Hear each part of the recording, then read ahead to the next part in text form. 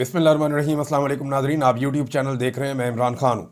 नाज़रीन, लंबी लंबी छोड़ने का मुकाबला इस मुल्क में चल रहा है। वज़ीर आज़म ने जो यौम तशक्कुर के मौके पर एक तकरीर की, उसमें सामने फ़ौजी भी बैठे हुए थे क़यादत, और बहुत सारे और लोग भी थे।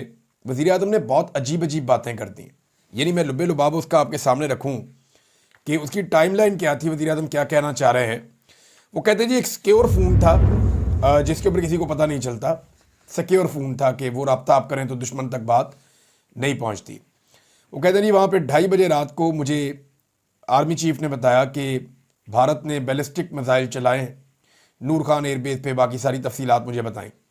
टाइम बताया वज़ीर आज़म ने 2:30 बजे के बाद का। और पाकिस्तान में जो फजर की नमाज़ होती है वो इस्लामाबाद में 3:30 बजे हो जाती है।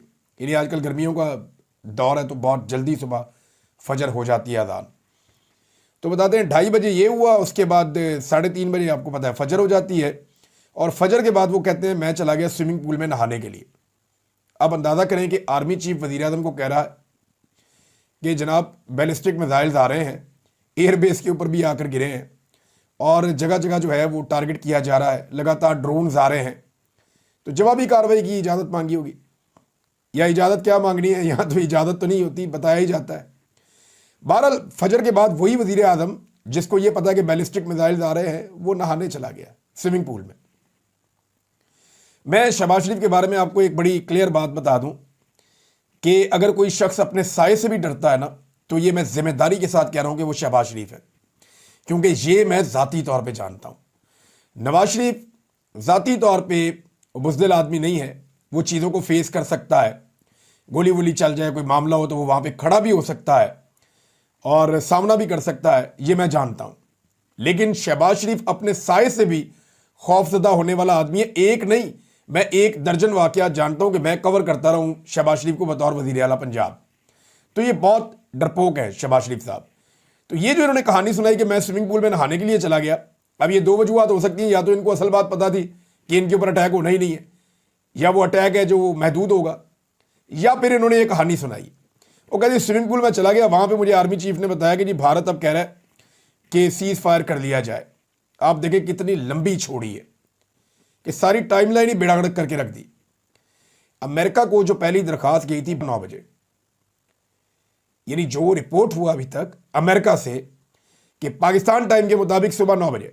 अब फजर की नमाज के बाद 9 तो नहीं बजते, फजर की नमाज हो रही है 3:30 बजे, 4 बजे लगा लें आप, तो 5 घंटे क्या शहबाज शरीफ स्विमिंग पूल में ही नहाते रहे। बीमार आदमी है, कमर में दर्द भी होती है, पेशेंट है, तो क्या 5 घंटे स्विमिंग पूल में नहा रहे थे फजर के बाद।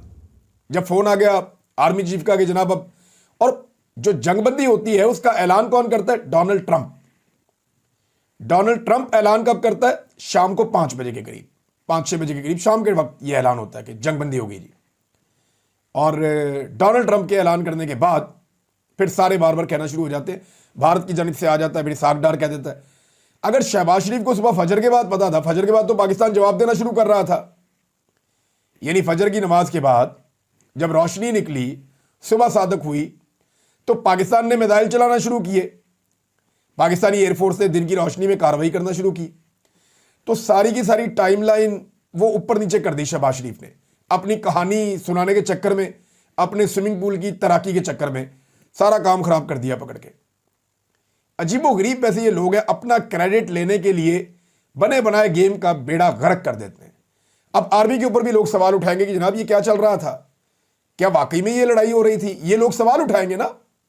अब देखें ना, स्टेटमेंट कितना गैर जिम्मेदार है कि जनाब रात 2:30 बजे जो है वो वहां से मिसाइल आते हैं, मुझे पता चलता है, और उसके बाद मैं फौरी तौर पर नमाज पढ़ के नहाने चला जाता हूं और मैं स्विमिंग कर रहा हूं, मुझे दोबारा फोन आता है कि जी वो कह रहे हैं जंगबंदी कर लें। मैं कहता हूं जी बिस्मिल्लाह करें, और ये सारा कुछ सुबह 5-6 बजे हो जाता है। हालांकि अमेरिका को जो जंगबंदी की दरखास्त जाती है, वो ये तोहफे इस कौम के ऊपर मुसल्लत किए इन्होंने, और सिर्फ उन्हें आगाह किया जा रहा है भाई ये काम वजीर आजम का था, ये काम नायब वजीर आजम का था, ये काम जो है वजीर खारजा का था, वजीर दिफा का था, कि वो आर्मी चीफ को बताते कि जी जंगबंदी की बात हो गई है, अब आप जंगबंदी कर दें, इतने बजे से इसके ऊपर इंप्लीमेंट हो जाएगा।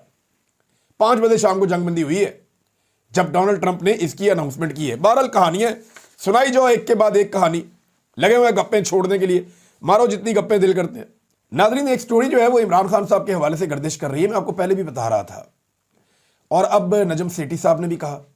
इससे पहले जो है ज़ुबैर अली खान साहब ये खबर दे भी चुके हैं, मैं उसके ऊपर मुख्तलिफ इंटरव्यूज़ में डिस्कस भी कर चुका हूँ और आपके सामने ये सारी सिचुएशन है कि ये दावा किया जाता है कि इमरान खान साहब को मुबैना तौर पर एक शख्सियत जो गैर सियासी है, मैं बता देता हूँ आपको, एक्चुअली बहुत सारे लोग नाम लेने से भी घबरा रहे हैं, ये एक अस्करी शख्सियत है, बड़े रैंक का ऑफिसर है।